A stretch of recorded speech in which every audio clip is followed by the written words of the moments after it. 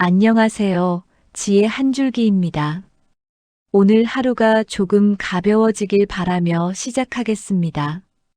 여러분들의 주변을 둘러보면 이 사람은 나를 함부로 대하는 사람이야 라고 생각이 드는 사람이 있나요? 그런 사람을 보며 저 사람은 왜 나한테 저렇게 행동할까? 내가 만만해서 그런가? 하고 깊은 고민에 빠져보셨던 적은요? 내가 너무 예민한 건가? 내가 오해하고 있는 거 아닐까? 라고 생각이 들며 내 자신을 의심하고 있을 수도 있습니다. 사실 상대가 나를 함부로 대하는 이유는 내가 먼저 그 문을 열어줬기 때문입니다. 정약용은 사람을 대할 때 늘 경계의 문을 누가 먼저 여는가를 중요하게 보았습니다. 그는 아들에게 보낸 편지 유배지에서의 가르침에서 이렇게 말합니다. 사람을 지나치게 받아주면 그 사람은 고마움을 배우는 것이 아니라 너의 한계를 시험하는 법을 먼저 배운다. 오늘 이 영상에서는 내가 먼저 열어줬던 5가지 문을 알아보려고 합니다. 이 5가지 문을 확인하고 나면 여러분들은 열어놨던 문을 닫아놓기만 하시면 됩니다. 그러면 여러분들의 고민은 자연스럽게 사라질 것입니다. 오늘 이야기 끝까지 함께하고 싶으시다면 구독 한번 눌러주시고 편하게 들어주세요. 첫 번째, 거절의 방법. 안 돼요라는 말 한마디가 왜 이렇게 어려울까요? 미국 컬럼비아 대학교 심리학과에서 진행한 연구에 따르면 사람들은 거절당하는 것보다 거절하는 행위 자체에 더 큰 죄책감을 느낀다고 합니다. 특히 나이가 들수록 걱정은 더욱 커진다고 합니다. 그래서 우리는 거절해야 할 상황에서도 그래, 그럼 내가 할게라고 말하곤 합니다. 하지만 이런 행동이 반복이 된다면 무슨 일이 생길까요? 상대는 나를 언제든 부탁할 수 있는 사람으로 인식하게 됩니다. 그리고 그 부탁의 수위는 점점 높아집니다. 처음엔 잠깐만 도와줘였던 것이 나중엔 이것도 해줘, 저것도 해줘가 되고 결국 내가 해주는 것을 당연하게 여기게 됩니다. 철학자 쇼펜하우어는 타인의 요구에 무조건 응하는 것은 친절이 아니다 라고 말했습니다. 진정한 관계는 서로의 경계를 존중할 때 시작된다고 보았습니다. 내가 할 수 있는 것과 할 수 없는 것을 명확히 구분하고 그것을 정중하지만 흔들림 없이 표현하는 것이야말로 성숙한 인간관계의 시작이라는 것입니다. 그렇다면 어떻게 거절해야 품격을 지킬 수 있을까요? 첫째, 거절의 이유를 길게 설명하지 않습니다. 미안한데 그건 내가 할 수 없어라고 짧고 명확하게 말하는 것만으로도 충분합니다. 이유를 길게 늘어놓으면 상대는 그 이유를 하나하나 반박하며 설득하려 들 것입니다. 하지만 이유 없이 단호하게 거절하면 상대는 더 이상 물고 늘어지지 못합니다. 둘째, 거절 뒤에 대안을 제시하지 않습니다. 이건 안 되지만 대신 이렇게 해볼래? 라고 말하는 순간 거절은 반쪽짜리가 됩니다. 상대는 여전히 나에게 무언가를 기대하게 되고 나는 또다시 그 기대를 저버리지 못해 부담을 떠안게 됩니다. 진짜 거절은 대안 없이 끝나는 거절입니다. 셋째, 거절 후 죄책감을 표현하지 않습니다. 정말 미안해. 내가 도와주지 못해서라는 말은 상대에게 다음엔 꼭 도와줘야 해라는 암묵적 약속을 남깁니다. 거절은 사과의 대상이 아닙니다. 내가 할 수 없는 일을 하지 않겠다고 말하는 것은 정당한 권리이지 잘못이 아닙니다. 65세 김정숙 씨는 이런 이야기를 들려주셨습니다. 그분은 평생 동안 주변 사람들의 부탁을 거절하지 못했다고 합니다. 친구가 돈을 빌려달라고 하면 어렵게 모은 돈을 내주었고, 자녀가 손주를 봐달라고 하면 자신의 약속까지 취소하며 손주를 돌봐주곤 했습니다. 그런데 어느 날 몸이 아파서 병원에 입원했을 때 주변엔 아무도 없었다고 합니다. 그때 깨달았답니다. 내가 베푼 친절은 관계를 단단하게 만든 것이 아니라 나를 점점 소모시킨 것 뿐이었다는 걸요. 그 뒤로 김정숙 씨는 거절하는 방법을 연습했습니다. 처음엔 떨렸지만 몇 번 반복하다 보니 익숙해졌다고 합니다. 그리고 놀라운 일이 생겼습니다. 사람들이 오히려 김정숙 씨를 더욱 존중하기 시작했다는 겁니다. 함부로 부탁하지 않게 되었고, 부탁할 때도 조심스럽게 물어보게 되었습니다. 김정숙 씨는 말했습니다. 거절은 관계를 끊는 게 아니라 관계의 경계를 세우는 거였어요. 심리학자 브레네 브라운은 경계는 냉정함이 아니라 명료함이라고 말했습니다. 내가 무엇을 할 수 있고 무엇을 할 수 없는지 명확히 하는 것이야말로 상대에게 주는 가장 정직한 태도라는 것입니다. 그리고 그 명료함은 말투에서 나옵니다. 미안하지만 그건 어려워요. 내가 도와주고 싶지만 지금은 할 수 없어요. 고마운데 이번엔 사양할게요. 이 문장들은 짧지만 단단합니다.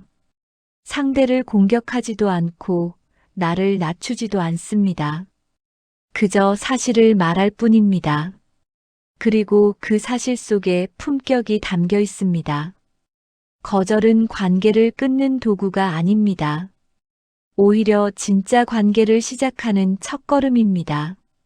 내가 나를 존중할 때 상대도 나를 존중하게 됩니다. 그리고 그 존중의 시작은 안 돼요라는 한 문장에서 시작됩니다. 두 번째, 스스로를 낮추는 말투. 나는 별로 잘하는 게 없어서. 내가 뭘 안다고 같은 말들을 우리는 겸손의 표현이라고 생각하며 습관처럼 자주 표현합니다. 하지만 심리학에서는 이를 자기비하적 언어 습관이라 부르며 이것이 반복되면 자존감이 무너질 뿐 아니라 타인에게도 나를 가볍게 여길 수 있는 허가를 준다고 경고합니다. 하버드 대학교 심리학과의 에이미 커디 교수 연구팀은 언어가 자기 인식에 미치는 영향을 실험했습니다. 참가자들을 두 그룹으로 나눠 한 그룹은 자신을 긍정적으로 표현하게 하고 다른 그룹은 스스로를 낮추는 표현을 반복하게 했습니다. 결과는 놀라웠습니다. 스스로를 낮춘 그룹은 실제 과제 수행 능력이 떨어졌을 뿐 아니라 다른 사람들로부터도 낮은 평가를 받았습니다. 즉, 내가 나를 어떻게 표현하느냐에 따라 타인의 인식까지도 바뀐다는 것입니다. 노자는 자기를 낮추는 것은 겸손이 아니라 무지라고 했습니다. 진정한 겸손은 자신을 낮추는 것이 아니라 있는 그대로를 인정하되 자랑하지 않는 것이라고 말했습니다. 자신을 과도하게 낮추는 것은 오히려 자신의 가치를 부정하는 행위이며 그것은 결국 타인에게 나를 함부로 대해도 된다는 신호로 전달됩니다. 특히 60대 이후에는 이런 말투가 더욱 위험합니다. 나이 들어서 쓸모 없어졌어. 요즘 세상은 잘 모르겠어 같은 표현은 단순한 겸손이 아니라 스스로에게 나는 이제 가치가 없다는 메시지를 주입하는 것입니다. 그리고 그 메시지는 주변 사람들에게도 그대로 전달됩니다. 한 연구에 따르면 노년층이 자기 비하적 표현을 자주 사용할 경우 우울증 발생률이 2배 이상 높아진다고 합니다. 말은 단순한 표현이 아니라 내 정신 상태를 만들어가는 도구이기 때문입니다. 그렇다면 어떻게 말해야 할까요? 나는 이 분야에 대해 자세히는 모르지만 내가 경험한 범위에서는 이렇게 생각해요. 잘하는 건 아니지만 해본 적은 있어요. 나이는 들었지만 배울 수 있는 건 배우려고 해요. 이렇게 말하면 됩니다. 자신을 과대평가하지도 과소평가하지도 않는 말입니다. 있는 그대로를 인정하되 스스로를 깎아내리지 않는 말입니다. 72세 최우식 씨가 겪었던 일입니다. 젊었을 때부터 나는 별거 아니야라는 말을 입버릇처럼 했다고 합니다. 그런데 나이가 들면서 주변 사람들이 정말로 자신을 별거 아닌 사람처럼 대하기 시작했다고 합니다. 자녀들은 중요한 결정에서 최우식 씨의 의견을 묻지 않았고 친구들도 점점 연락을 끊었습니다. 그때 깨달았답니다. 내가 먼저 나를 낮췄기 때문에 사람들도 나를 그렇게 대한 거라는 거요. 그 뒤로 최우식 씨는 말투를 바꿨습니다. 나는 이런 경험이 있어. 내 생각엔 이래라고 조심스럽지만 명확하게 자기 의견을 말하기 시작했습니다. 처음엔 어색했지만 점점 익숙해졌고 신기하게도 사람들의 태도가 달라졌다고 합니다. 자녀들이 다시 조언을 구하기 시작했고 친구들도 그분의 이야기에 귀 기울이게 되었습니다. 철학자 마르쿠스 아우렐리우스는 내가 스스로를 어떻게 생각하느냐가 내가 어떤 사람이 될지를 결정한다고 말했습니다. 내가 나를 가치 있는 사람으로 여기지 않으면 아무도 나를 가치 있게 여기지 않습니다. 말투는 그 생각의 시작입니다. 스스로를 낮추는 말투를 버리는 것은 교만해지는 것이 아닙니다. 오히려 있는 그대로의 나를 인정하고 나를 존중하는 태도입니다. 그리고 그 존중은 곧 타인에게도 전달되어 나를 함부로 대하지 못하게 만드는 경계선이 됩니다. 오늘부터는 나는 잘 모르지만이라는 말 대신 내가 아는 범위에서는이라고 말해 보십시오. 그 작은 차이가 여러분의 품격을 만들어 갑니다. 세 번째, 침묵의 힘. 아는 것이 많아 말을 많이 한다고 존중받는 것은 아닙니다. 오히려 말과 말 사이의 침묵이 그 사람의 품격을 드러낼 때가 많습니다. UCLA 심리학과에서 진행한 대화 패턴 연구에 따르면 사람들은 빠르게 쏟아내는 말보다 적절한 침묵을 두고 천천히 전달되는 말에서 더 큰 신뢰감을 느낀다고 합니다. 침묵은 단순히 말을 멈추는 것이 아니라 생각을 정리하고 상대를 배려하는 시간입니다. 그리고 그 시간은 말에 무게를 실어줍니다. 공자는 말이 많으면 실수가 많고 침묵이 길면 덕이 쌓인다고 했습니다. 그는 제자들에게 말을 아끼되 할 말은 명확히 하라고 가르쳤습니다. 말과 침묵의 균형을 맞추는 것이야말로 군자의 덕목이라고 본 것입니다. 우리는 종종 대화 중에 상대방이 말을 끝내기도 전에 끼어들곤 합니다. 혹은 상대의 말이 끝나자마자 곧바로 내 말을 시작합니다. 이런 태도는 나는 내 말에 관심이 없어라는 신호로 전달됩니다.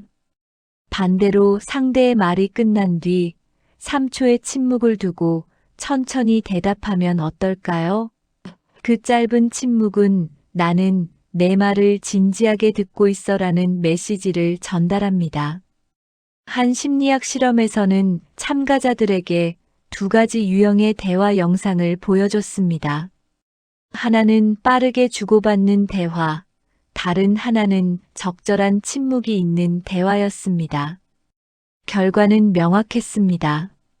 침묵이 있는 대화를 나눈 사람이 더 지적이고 신뢰할 만하며 품격 있어 보인다는 평가를 받았습니다. 그렇다면 침묵을 어떻게 활용해야 할까요?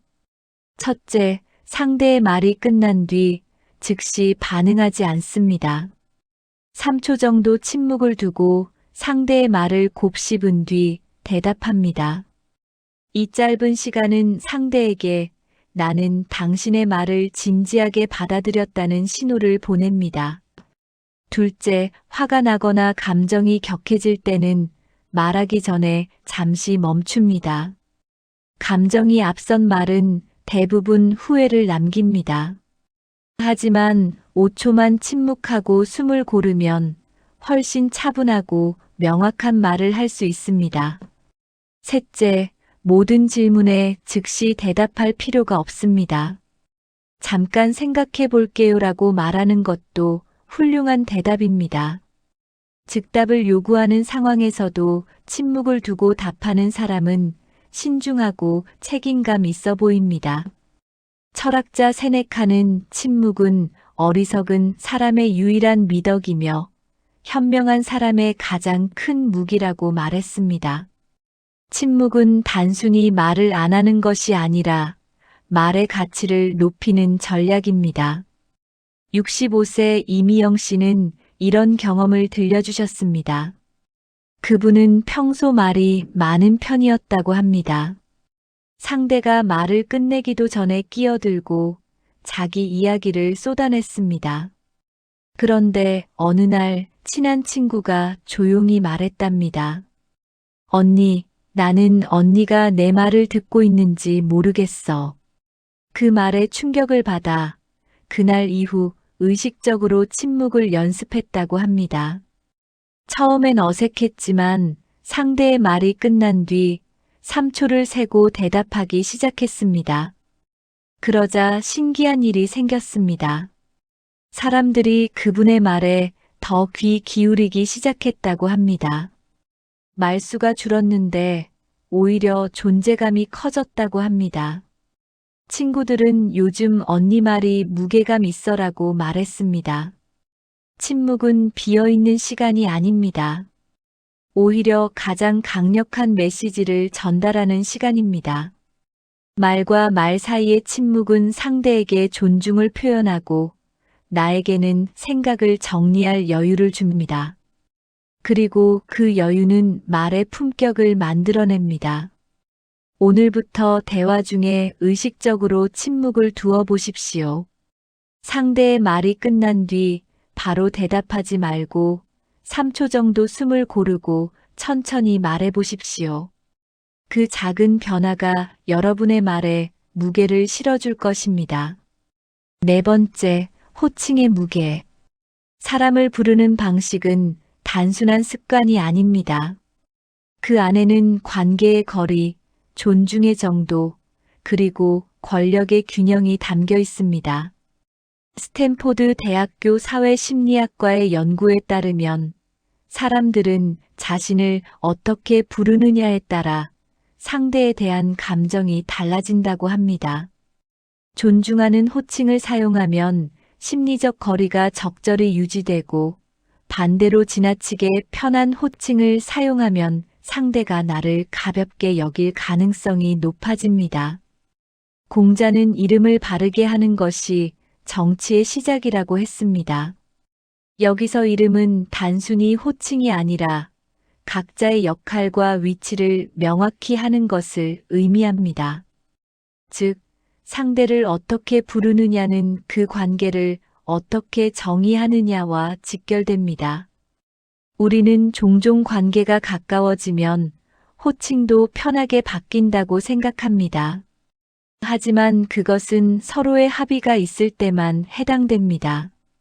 내가 일방적으로 상대를 편하게 부르기 시작하면 그것은 존중의 경계를 무너뜨리는 행위가 됩니다. 특히 60대 이후에는 호칭 문제가 더욱 민감해집니다. 할머니, 할아버지라는 호칭은 나이를 드러내는 동시에 상대를 특정 역할로만 한정시킵니다. 그보다는 선생님, 사모님, 어르신 같은 호칭이 훨씬 더 존중을 담고 있습니다. 한 연구에 따르면 노년층을 할머니, 할아버지로 부르는 환경에서는 자존감이 낮아지고 선생님, 어르신으로 부르는 환경에서는 자존감이 유지되거나 높아진다고 합니다. 호칭 하나가 그 사람의 정체성에까지 영향을 미치는 것입니다. 그렇다면 어떻게 호칭을 사용해야 할까요? 첫째, 처음 만난 사람에게는 반드시 존칭을 사용합니다. 선생님, 사장님, 과장님 등 상대의 역할에 맞는 호칭을 사용하는 것이 기본입니다. 설령 상대가 편하게 불러도 돼요라고 해도 처음부터 편하게 부르는 것은 예의가 아닙니다. 둘째, 상대가 먼저 호칭을 바꾸자고 제안할 때까지 기존 호칭을 유지합니다. 내가 먼저 이제 편하게 불러도 될까요? 라고 묻는 것은 괜찮지만 상대의 동의 없이 일방적으로 바꾸는 것은 실례입니다. 셋째, 나이가 많다고 해서 함부로 할머니, 할아버지라고 부르지 않습니다. 그보다는 어르신, 선생님 같은 호칭이 훨씬 더 존중을 담고 있습니다. 특히 처음 보는 사람에게는 절대로 할머니, 할아버지라는 호칭을 사용하지 않는 것이 원칙입니다. 70세 김광석 씨는 이런 경험을 들려주셨습니다.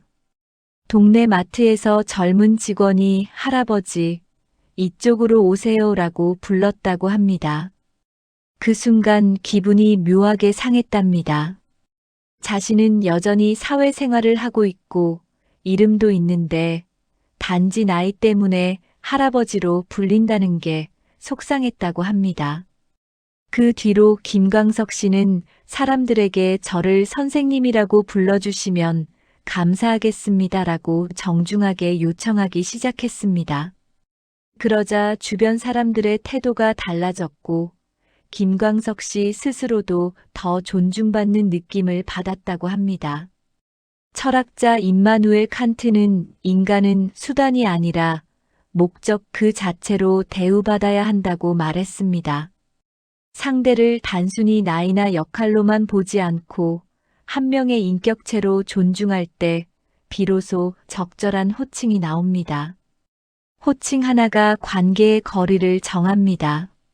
지나치게 가까운 호칭은 경계를 무너뜨리고 지나치게 먼 호칭은 관계를 경직시킵니다. 적절한 호칭은 서로를 존중하면서도 편안한 관계를 유지하게 해줍니다. 오늘부터는 누군가를 부를 때 한 번 더 생각해 보십시오.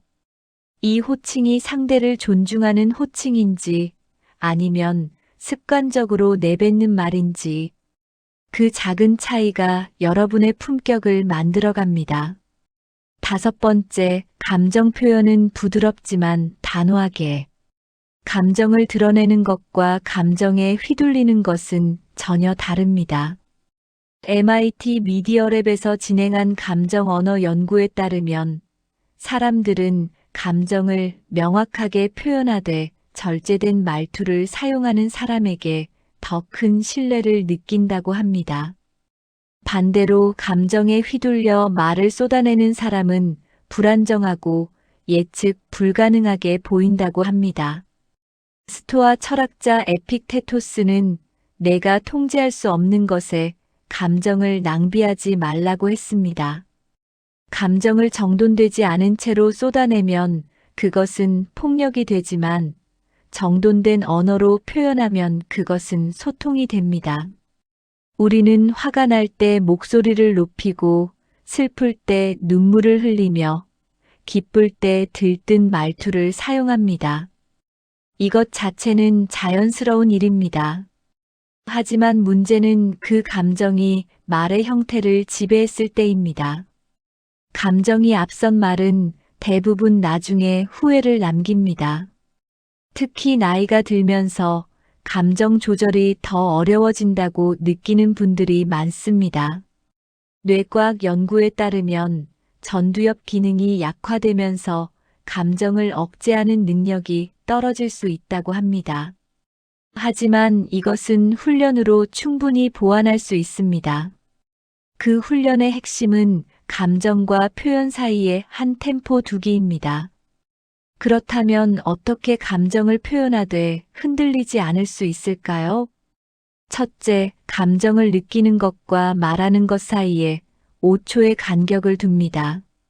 화가 나더라도 즉시 말하지 말고 숨을 크게 들이쉬고 내쉰 뒤 말합니다. 이 5초는 감정의 강도를 낮추고 말을 정돈할 시간을 줍니다.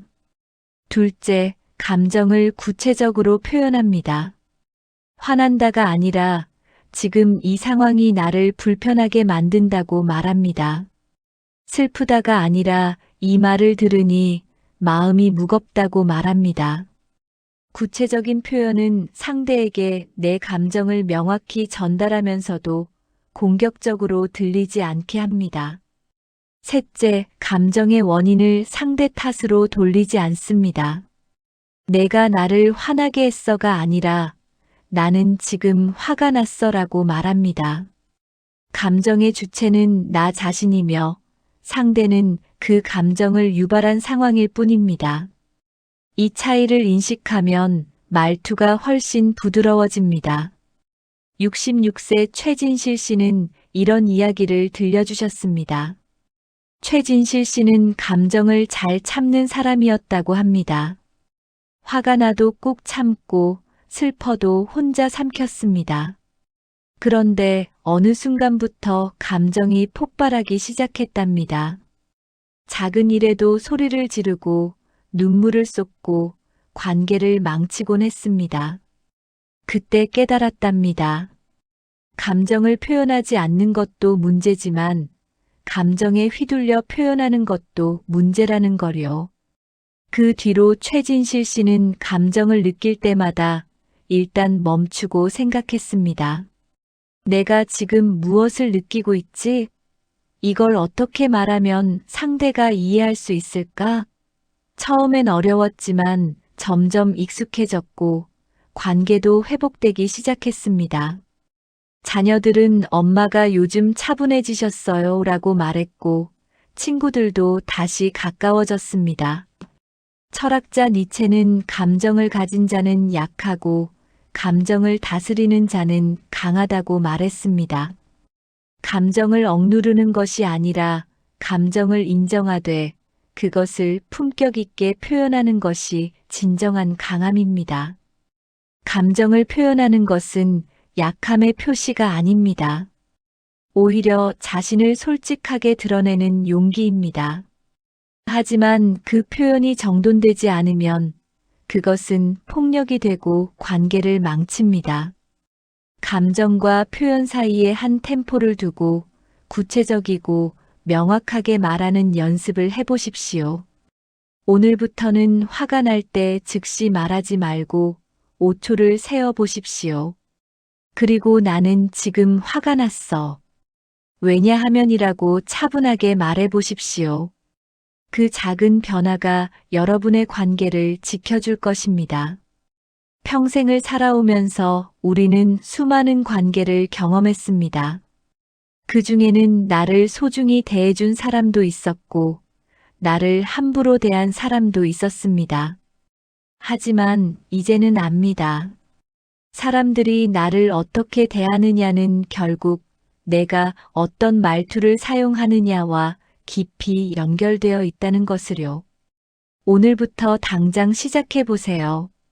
여러분의 말투는 조금씩 단단해질 것입니다. 그리고 그 단단함은 주변 사람들에게 조용한 경계선이 되어줄 것입니다. 더 이상 여러분을 함부로 대하는 사람은 없을 것입니다. 왜냐하면 여러분의 말투 자체가 이미 나를 존중해 주세요라는 메시지를 담고 있을 테니까요. 인생의 후반부는 더 이상 참고 견디는 시간이 아닙니다. 오히려 그동안 쌓아온 지혜와 경험을 바탕으로 나를 지키고 존중받는 방법을 배우는 시간입니다. 그리고 그 배움의 시작은 바로 말투에 있습니다. 오늘 이 영상을 끝까지 보신 여러분께 감사드립니다. 오늘 배운 것들을 일상에서 하나씩 실천해 보시길 바랍니다. 그리고 그 실천이 여러분의 삶을 조금 더 품격 있게 만들어주길 바라겠습니다. 오늘도 끝까지 함께 해주셔서 감사합니다. 마음이 편해지는 시간이셨다면 구독과 좋아요로 함께 해주세요. 지혜 한 줄기였습니다.